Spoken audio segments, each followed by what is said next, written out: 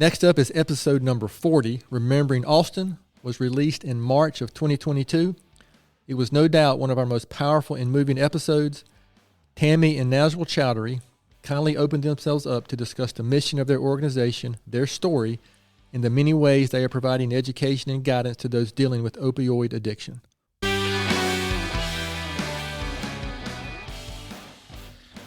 Hello, Gaston County. Welcome to episode number 40 of Gaston's Great, a podcast highlighting some of the great things happening in and around Gaston County. I'm your host, Stephen Long, and we are coming to you once again from the worldwide headquarters of GSM Services right here in downtown Gastonia, and looking forward to having some great discussions in the coming weeks and months. We simply believe in discussing more of the reasons why Gaston's great. We are highlighting another great organization this week and have Tammy and Nazrul Chowdhury with us from Remembering Austin. Tammy and Nazrul, it's great to have you on, and welcome to the podcast. Thank you. Thank you. So, as usual, we're going to try to get right to it. And so, Tammy, maybe start with you. If you don't mind, just tell us a little bit about yourself and anything you'd like to share. I have lived in Gastonia since 1996, and we raised our two sons, Joshua and Austin, here. And we lost our son, Austin, in 2017 to an accidental overdose. And he was just 24 years old. Okay, thank you. Nazrul, what about you, sir? Like Tammy said, we moved here in 1996 because of a small business I have here. Okay. And that business I started really right here in Cherryville, North Carolina. Okay. And from there, the business grew. We sent our kids to schools in Gaston County, and I felt like they got a great education in Gaston County. And from here, one of our sons went to UVA, and Austin went to UNC Chapel Hill. And then Joshua came back and got his law degree from UNC Chapel Hill. And Austin stayed there for 6 years, got his master's in urban planning. Okay. And after that, he came home, and exactly 4 weeks from that, he overdosed from an accidental fentanyl overdose. And that's what we are here to talk about, how fentanyl is really affecting our community. Okay, well, I appreciate you sharing that. So kind of maybe Nazrul will stay with you. Just from that, can you kind of let our listeners know, I'm assuming that's what led to the organization, Remembering Austin. So what can you fill us in about kind of how that got started, and maybe go ahead and what are the mission? What is it that you're trying to accomplish through the organization? So when this happened, we were kind of didn't know really what to do and why this happened. So I knew that I wanted to do something in the community for nonprofits, or do something that would help the community.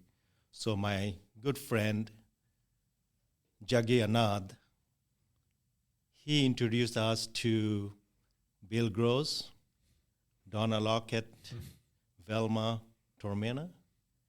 And so we had a meeting, and from there, we learned that they had Gaston Controlled Substances Coalition, right, was already formed here.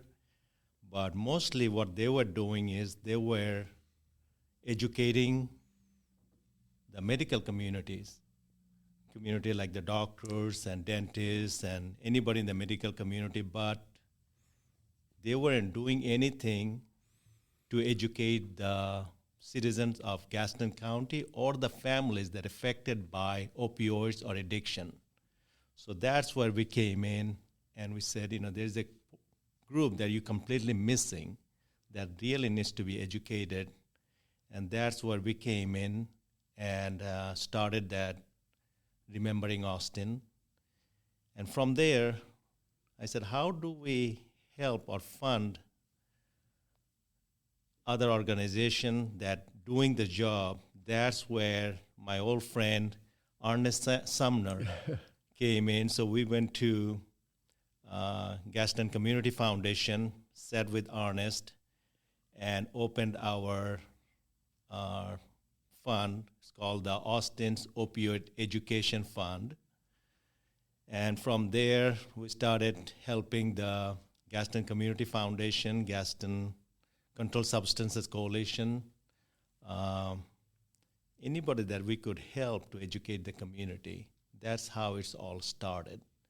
And I really want to thank my friend Jaggi Anath. Yeah, I had the great fortune of working with Juggy on Gaston Together, and I'm specifically on the marketing side there. He was he's a terrific community servant, and I learned a lot working with him. So I appreciate you sharing that. And I will add just my own personal experience. Before I was on the Gaston Together board and gotten a little involved with the coalition, I personally had no idea how much of a problem that it was. And talking about the opioid epidemic, I think in subsequent years you hear a little more. We've heard a little more about that in the media and in the news, but going back 7 or 8 years ago, it was just something that wasn't on my radar at all. So, Tammy, is there anything you would add to that related to the mission or specific initiatives that you guys are doing or involved with? Our mission is always to educate the families and the kids. If we could get into schools, that would be great, because that's a big problem. It's very hard to get into schools, and I feel like the younger we can get into the schools, the better. Like you said, 7 or 8 years ago, nobody was talking about it. We didn't even know anything about it. So when all this started with Austin, he was probably 15, because he was prescribed. And that was another problem, the prescribing with the pharmaceuticals. And when we went to Gaston, the Gaston Controlled Substances Coalition, that's where we really got involved. And they were busy trying to get the prescribing under control, but they forgot about the people. Right. And that's where we came in and said, well, what about all the people that are dying? What about our son? Our mission is to prevent it in the first place. And prescribing was a big thing. And Austin was prescribed hydrocodone for the pain for a dental procedure. And from there, whatever went off in his head, in his brain, it was a constant problem from there on.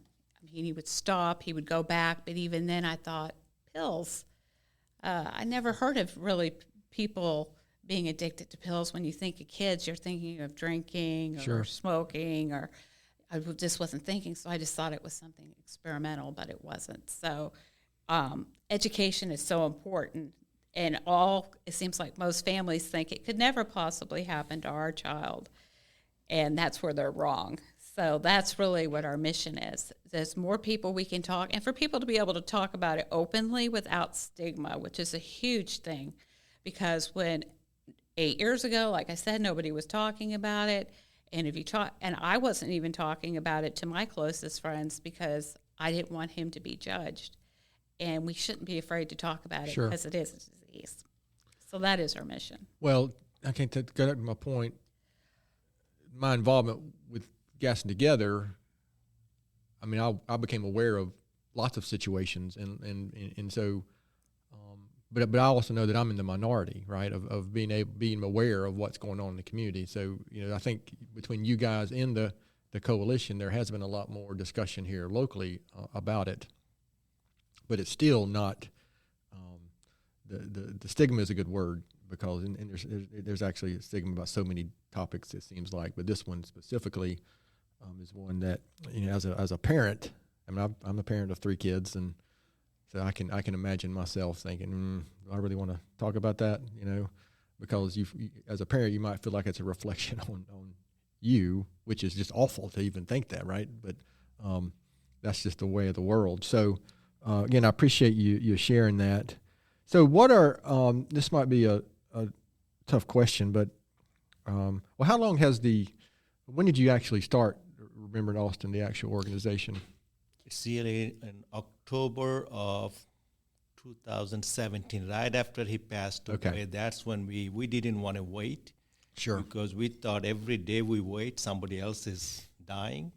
So we thought we start this right away and see if we can help. And one thing I wanted to say is, I know we started this, and a lot of people still, since Austin passed away, we lost 4 or 5 more kids in the same school. Wow. So that's, Wow. so people need to know in last year, about 100,000 people overdosed. Since 1999, about 841,000 people died from that.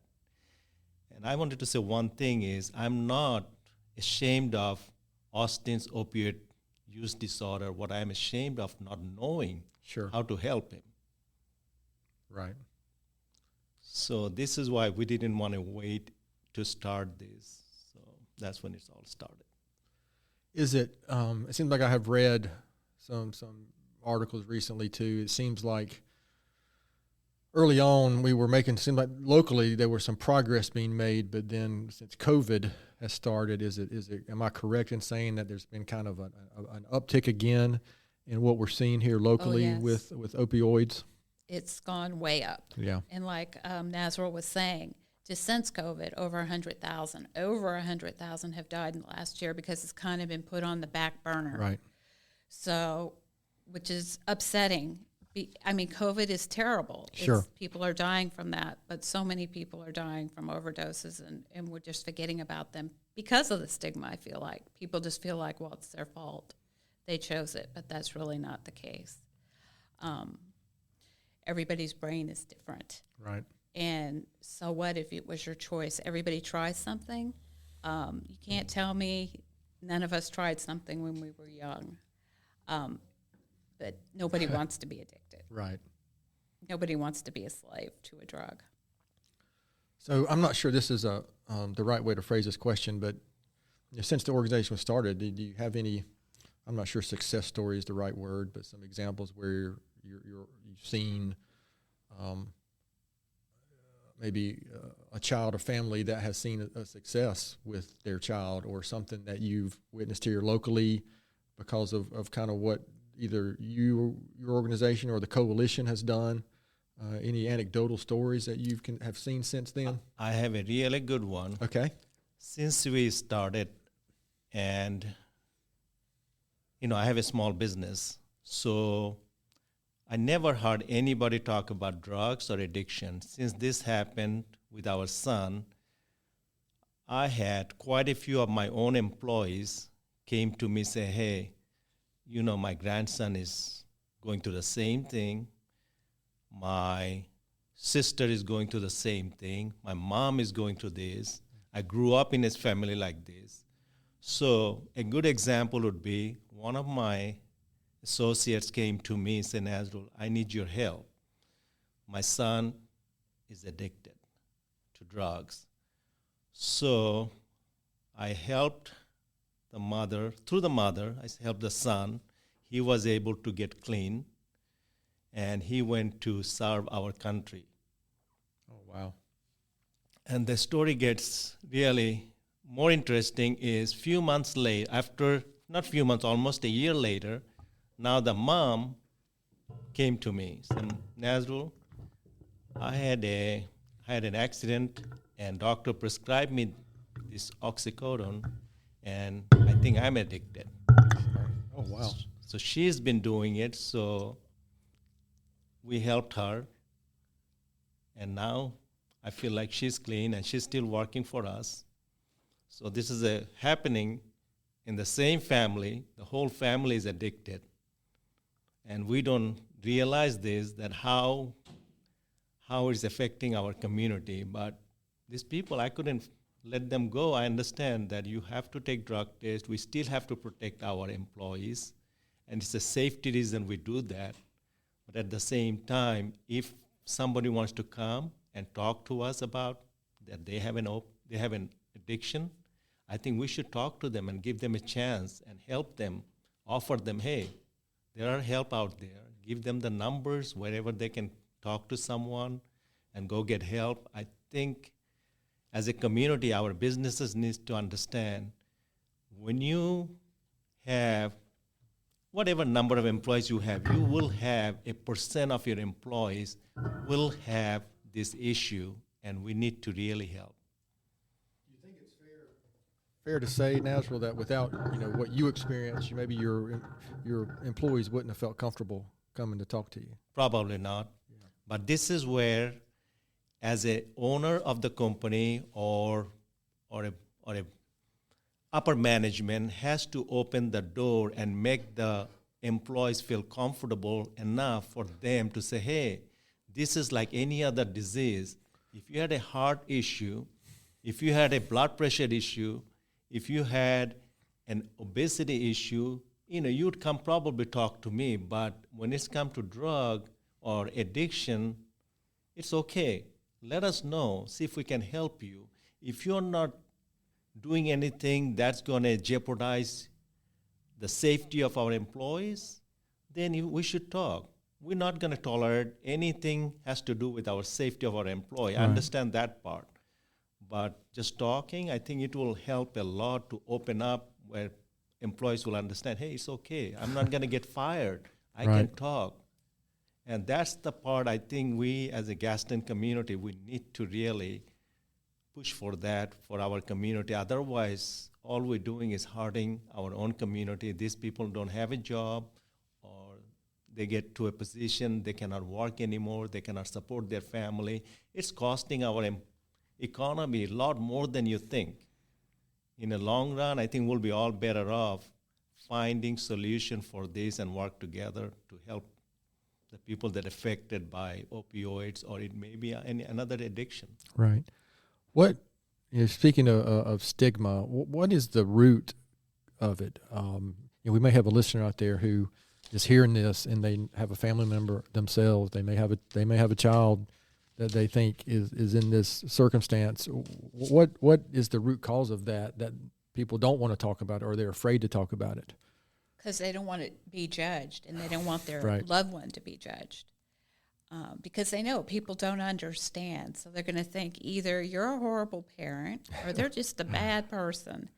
And they want to make it a behavioral problem instead of, a brain problem.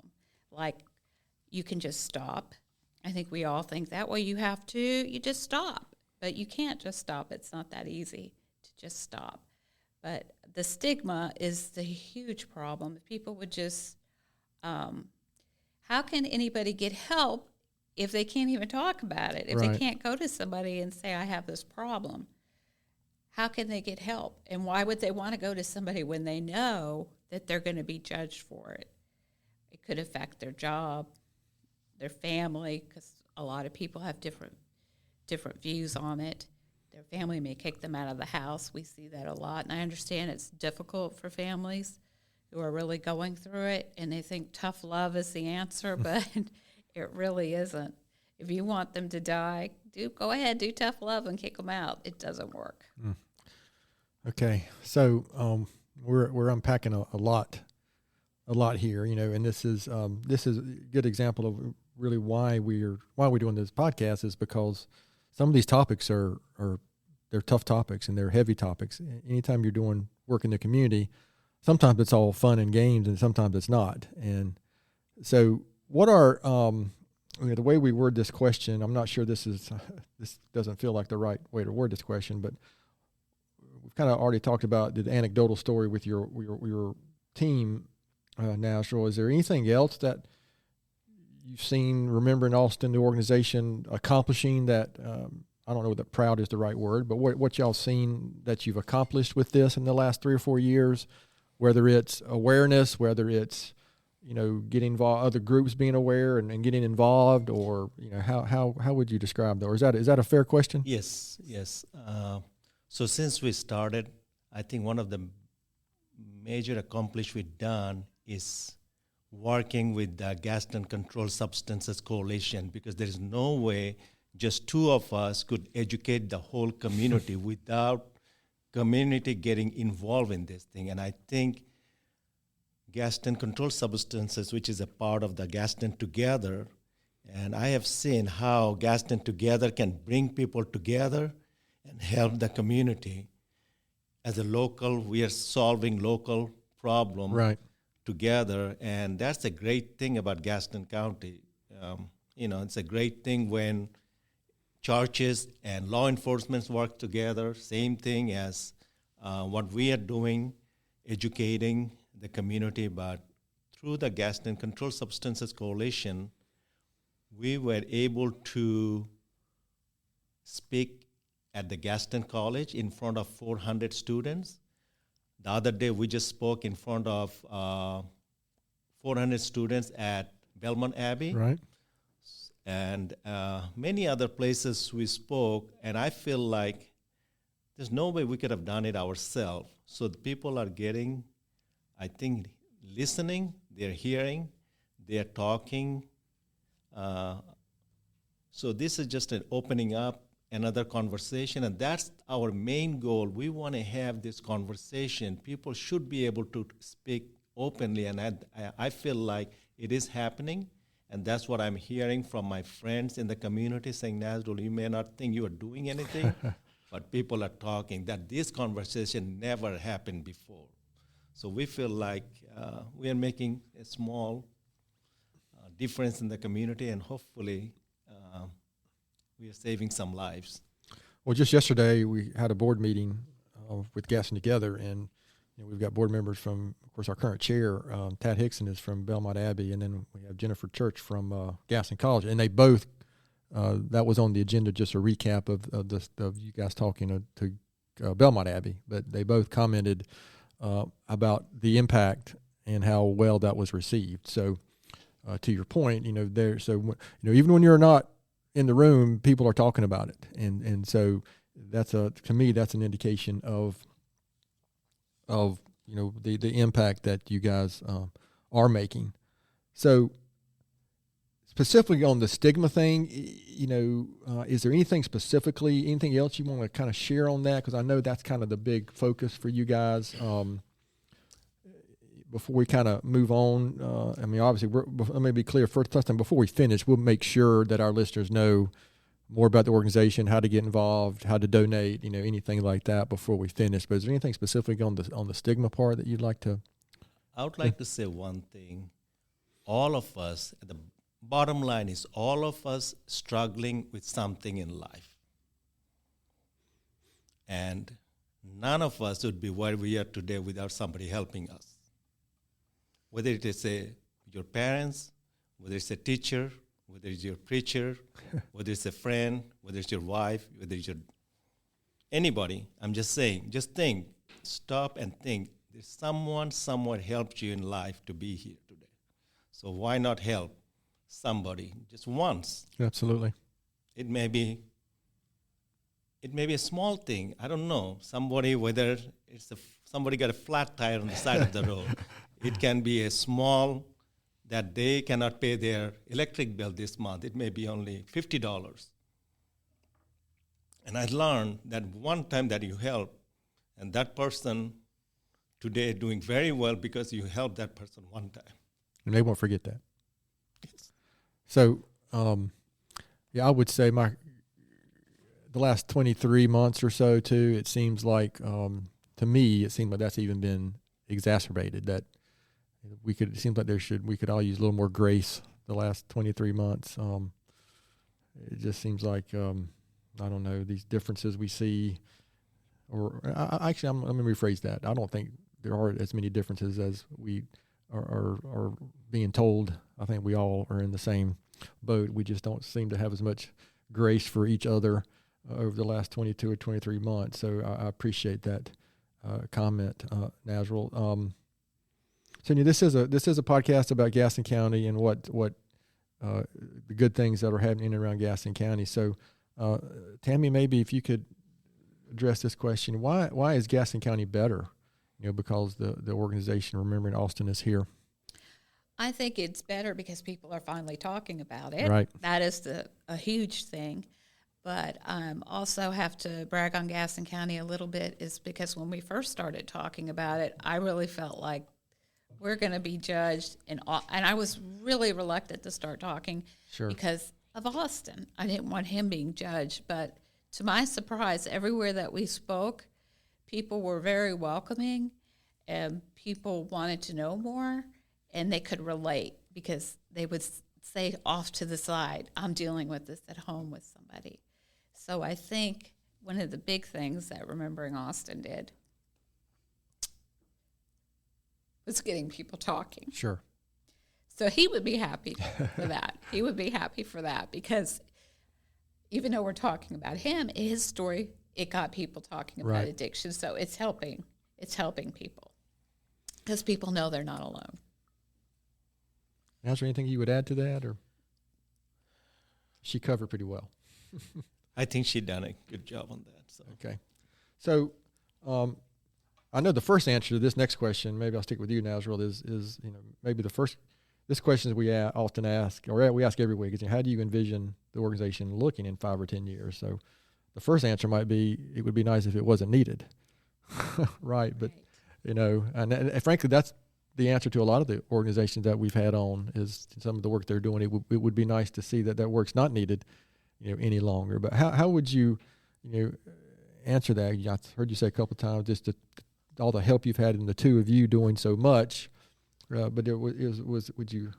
I would like to see that we go beyond Gaston County, maybe. People. Maybe this is started in Gaston County, and I understand people in other states also doing the same things what we are trying to do. But our sister counties like Cleveland County, sure, and Lincoln County, and Mecklenburg County, because what we hear is we had people come from those counties. They said, "Oh my God, you guys are doing so much. We don't even have anything like this in our county." So I know we're doing something. Hopefully they can copy it, follow it, and take it to their county. That's what we like to see. Okay, yeah. I mean, that's something we really try hard here at GSM. And don't reinvent the wheel. Go find somebody who's doing something good and copy it. So I appreciate that. So kind of before we move on, is there anything I haven't asked or should have asked? Anything else you'd like to share about the organization before we shift gears slightly to some? Just want you to know that, because of Remembering Austin, I think I already mentioned that we are doing a lot of work through the Gaston Controlled Substances Coalition. We are also involved with Gaston Community Foundation Run. We are involved with the Faith Fighting Addiction, which is a part of the Gaston Controlled Substances Coalition, where they are working with our faith community to educate people in the faith community. But sometimes in the faith community, we think it's just a behavioral problem, and it's all up to God.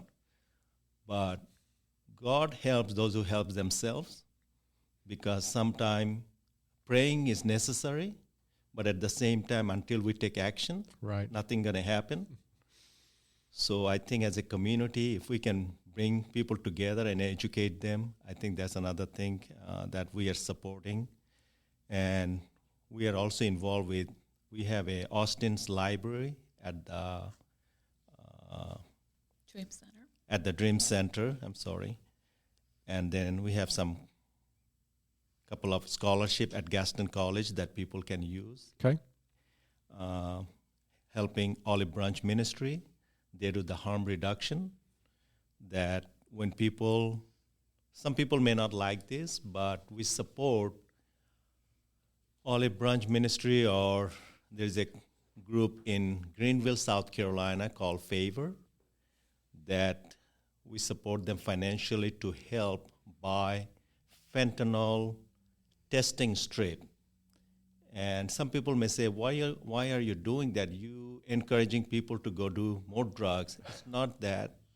They will do drugs. It's just like it's an addiction. You cannot stop them. But if they can test their drug before they do it, hopefully it doesn't have fentanyl, and that will save a life. But the next step is up to them, whether they get help somewhere else. But our job is to save that life at least for that one time, and hopefully the next time they don't do drugs, maybe they get help. We believe in giving people a chance. Sometimes it may be one time, it may be 2 times, 3 times, 4 times. But it's not my place to judge, our place to really give people a chance, and that's why we are supporting that fentanyl testing strip. So some of our listeners may not know this, and I just thought about it as we've mentioned fentanyl multiple times. you can just share briefly why is that the big issue, and what? So you just mentioned that maybe they're getting drugs that have that in it, and maybe they didn't know that. So what is it about fentanyl that's such an issue and so bad? I guess. I mean, again, I'm not a medical. Let me be clear. I'm no medical person, I've heard y'all's presentations before talking about it. So is that Yes. a fair question? Fentanyl is 100 more times more potent than heroin. So anybody who is using needles to do drugs, not even just needles, fentanyl's in pretty much everything right now. Okay. And a grain of salt of fentanyl could kill somebody. And a lot of people who are users who are, been using for a long time, they can tolerate a little bit of fentanyl. But if you are somebody who's just trying a drug for the first time, that will kill you. And you're seeing that a lot. A lot of kids are getting pills online through the mail, and they have fentanyl in them. Okay. So it's in pretty much all the drugs that are tested have fentanyl in it. When Austin died, his was 100% fentanyl, and he didn't know it. 2 kinds of fentanyl. So it's very dangerous, and it's in everything. And it's especially in cocaine right now. That's a big thing right now. So young people need to realize that, trying one drug one time could kill them. There's a very good chance of that. And you're seeing it a lot with teenagers now. The parents are finding their child dead the next day because they tried a pill. They got it online, Snapchat, or it's very dangerous out there now.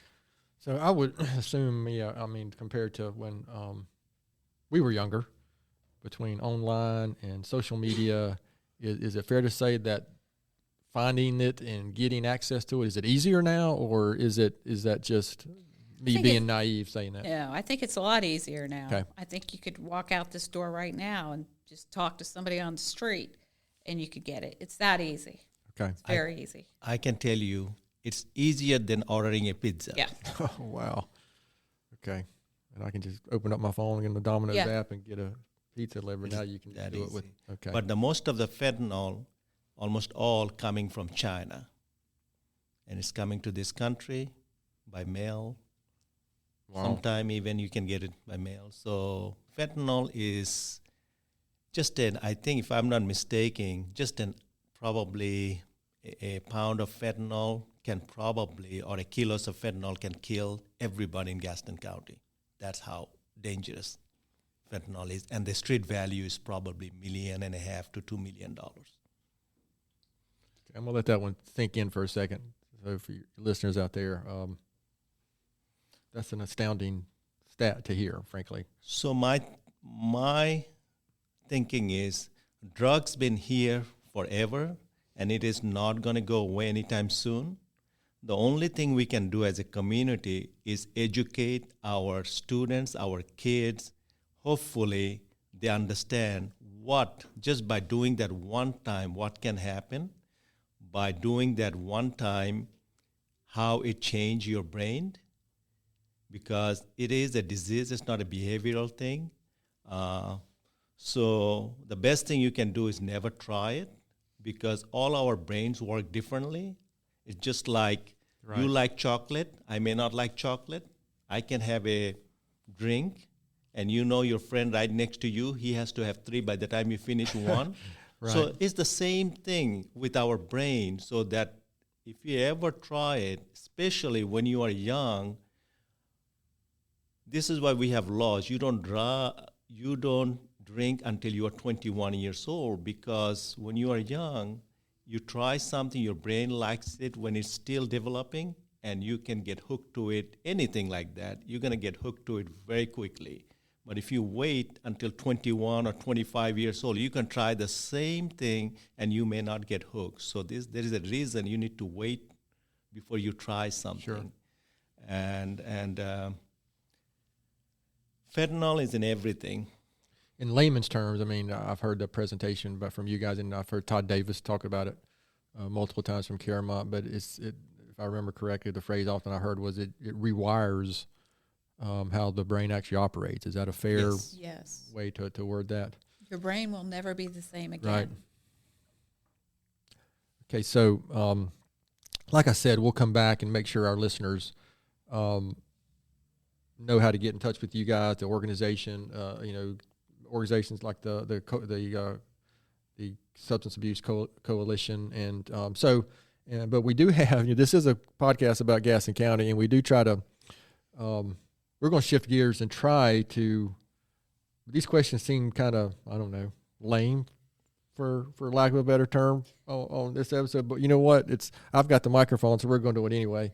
And so this is what we call our Gaston County Speed Round of questions. But just to be clear, this is what your friends and family, this is what everybody who knows you is really wanting to know and get out of this podcast today. Okay?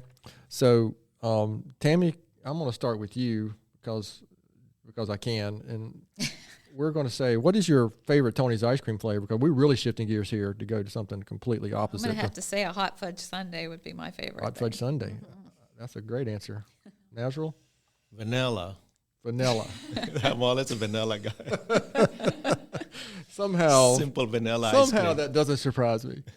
Every time somebody says chocolate, I think I respond every time. Every time I go to Tom's, I'm going to say I'm going to get something different, and I don't. It's just chocolate. So, Nazrul, Sundrop or Cheerwine? Cheerwine. I'd have to say Cheerwine, too. All right, I like that. Tammy, favorite local restaurant? Probably Estia's in Belmont. Oh, okay. I have not been there, but I'm familiar with it, and I think that's the first. Oh. That's the first time we've heard that one. I like Ray Nathan's.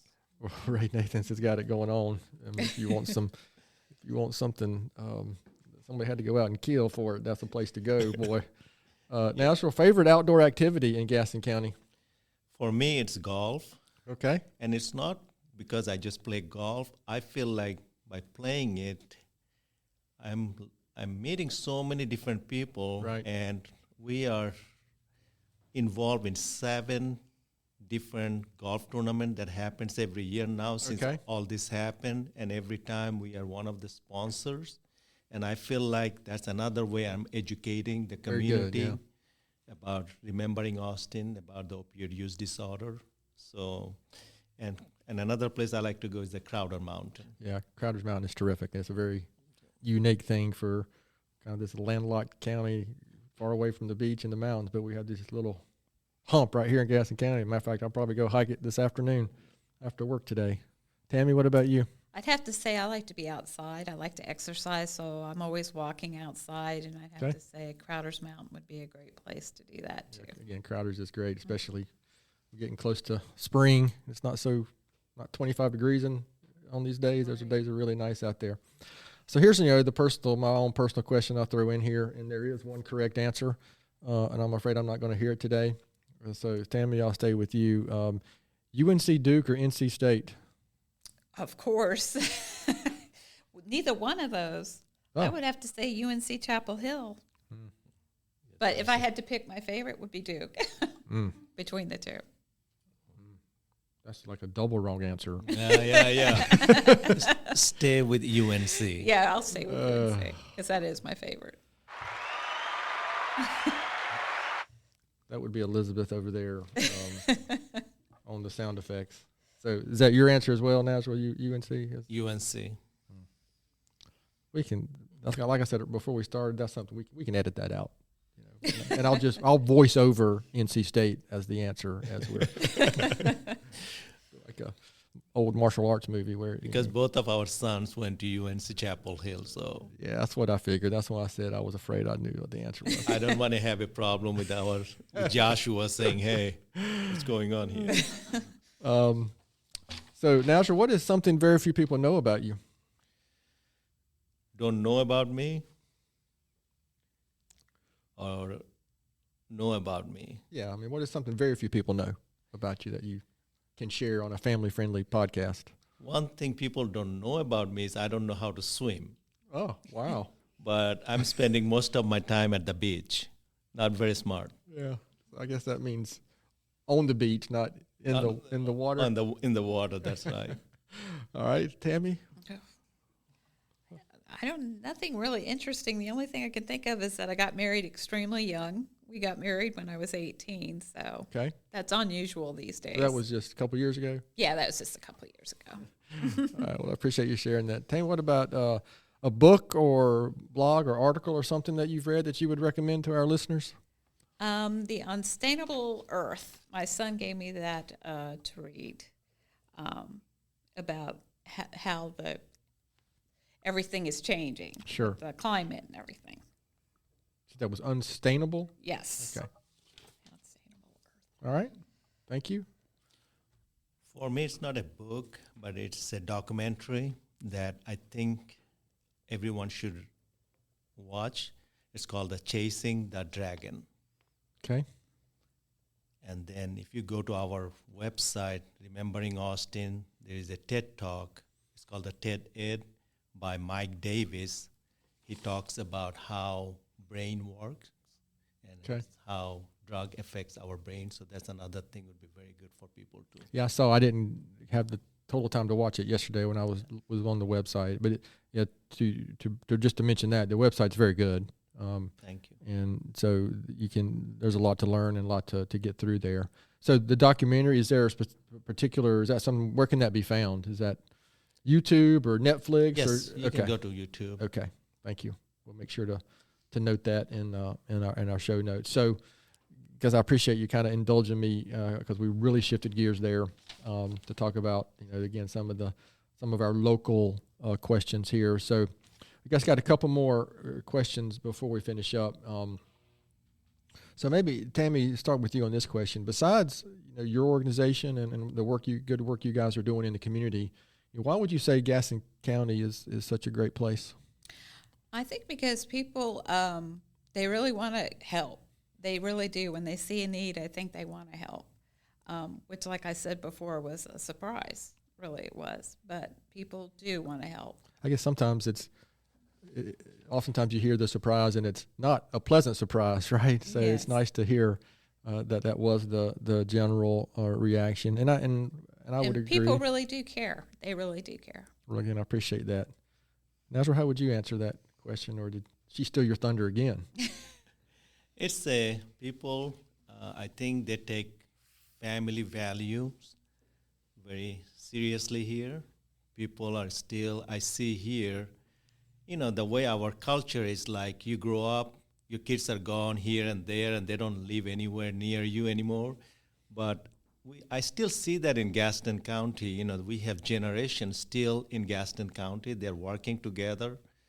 They're still having that Sunday brunch together, and you don't see that too much. Right. Most of the places you go, you may be having brunch with your friend that you just met or colleague from work, but you don't see that much as a family. But that's one thing Gaston County still has. Well, that's terrific. I appreciate you sharing that. And yeah, I do think, I spent some time away traveling and some time away when I was at NC State in college, and it was nice to come back because it is a unique place, and it's almost all because of the people. And I am, to your point, I'm a third generation here at our company, and I'm still here and very happy for that.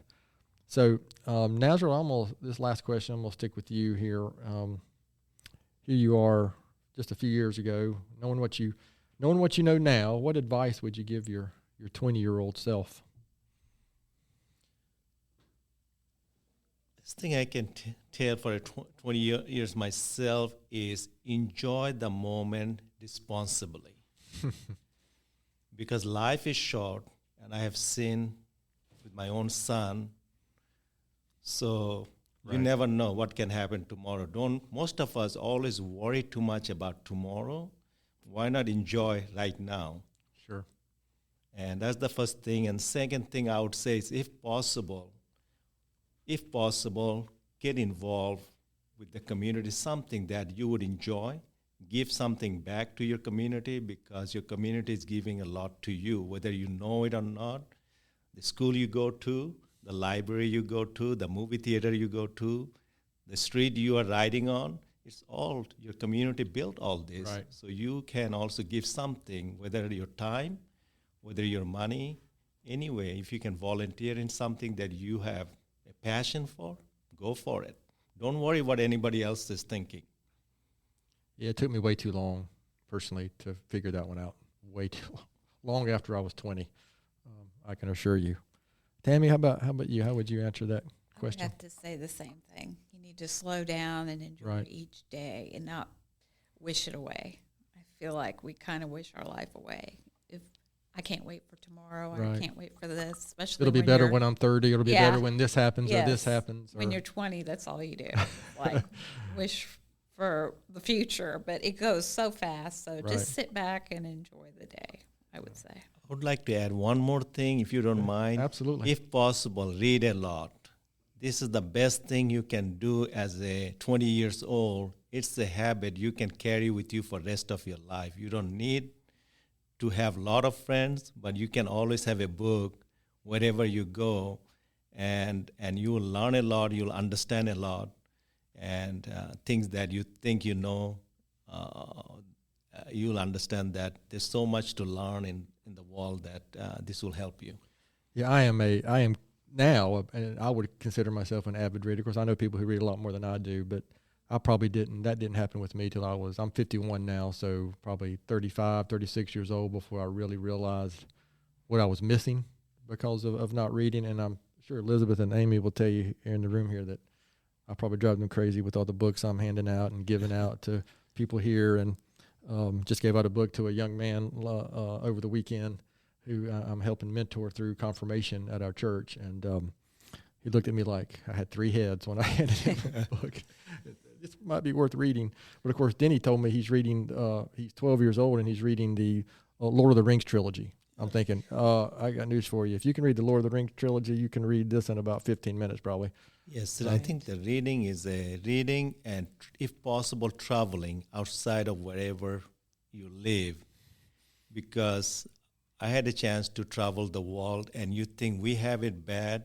We are on the top 5% we are the 5% of the population, and the way we live, you'll not understand until you go see how the other 95% in the world living. We should appreciate every single thing we have. Yeah, that perspective is nice. I had the good fortune when I was Rotary Club president here to go to Honduras for a week, and we were doing some good work down there. But what I came back with was that perspective of wow, there's more to the world than Gaston County, and it does help you appreciate the things that we do have here in this. I'm not afraid to say this terrific country that we live in, and then even on a more microcosm level here in Gaston County. So, again, I appreciate you guys answering that question. So, again, our main purpose here is to get our community and more people aware of the organization Remembering Austin. So where can listeners go to learn more about the organization or get involved or donate, or again, kind of just share what would be, how would you describe that, and what can our listeners do? They could go to rememberingaustin.org, and we also have a fund at the Community Foundation. It's Remembering Austin, if anybody would like to donate there. And like Nazrul said, we give to many groups, the Substance Coalition. I was tongue-tied there. We give a lot to that, of course. The Dream Center Academy, Gaston College, just a lot of different things. So a lot of good. Well, if you notice, I said that the Substance Coalition. I've said it. I think I've called it three different things since we've been on the podcast. I've even got it written down here, and I still. Gas and Controlled Substances Coalition. Thank you. There you go. So did I hear also right that you guys are participating in the Community Foundation Run? Yes. Okay. Yes. So that's a big one coming up. I guess about a month and a half here, early April. Yeah, April. Yeah, we had Ernest and Aaron on a couple episodes ago talking about just the run. And so for our listeners out there, if you missed that, what the great thing about the run is to say if you wanted to donate to an organization like Remembering Austin, if you can designate that, but then they can the Community Foundation will actually match part of that from the matching funds. They'll match part of that donation. So it's a good way to get donations to an organization and kind of maximize some additional funds that are available as opposed to just donating directly. So this is something. And the fundraising is going on right now. What episode was that? Like 37 or 36? I don't remember. Come on, you guys got to help me out here. So if somebody want to go hear about the Community Foundation Run, just go back a couple episodes ago, and you can hear about that. So, any final words or anything you want to share, so our 5 listeners will get. The best thing is to be kind to others. Yeah, that's kind of what I meant when you said it much better and more succinctly when I was talking about, especially the last 22 or 23 months. We seem to have lost some of that. The reason I said that because sometimes when you look at somebody and we judge so quickly without understanding why that person is acting or behaving a certain way, you have to understand it's a thing you can look at it. It's called ACEs, ACES, which stands for Adverse childhood experiences. So Gotcha. adverse childhood experiences, because what happened to us when we are a kid can affect how we behave right now and how we act right now. If we don't get enough help, we can go the wrong way or wrong direction. So please, before you judge somebody, I think the best thing you can do is just find out why that person is acting the way they're acting. What can you do to help that person? Is the best thing we can do for our community. It's something we talk a lot here. We have some leadership studies that we do here at GSM the last couple of years, and a big trait or topic we talk about is empathy. And I think for me, humble empathy is probably the best leadership tactic or trait. Again, sorry, my NC State vocabulary isn't great, but I just think, I think lack of empathy is something that is a real issue, and being able to view the world from somebody else's perspective and having a little bit of that grace and not jumping to conclusions and immediately judging. Now, it's okay to judge Tar Heel fans, but on a day-to-day basis, I think that's something that we do too often, is those interactions, and we immediately make those judgments. So, guys, this has really been, how can I put it, enlightening, and from a personal perspective, being involved with Gaston Together and knowing your family a little, and knowing what you guys have been through, and seeing what you guys do in the community, I just you're doing a good service and you're making an impact, and I do greatly appreciate that. These are the kind of things that are required to talk about tough topics, and it's required to get things done and make progress. So I'm grateful for what you guys are doing in our community. So it's something I do at the end of every podcast. I do my own book recommendation and maybe a quote or thought for the week. And this week is, I think I used a Disney book last week, but I'm kind of going to stay on that topic. Robert Iger, who was the CEO for 15 years, he wrote a book called The Ride of a Lifetime.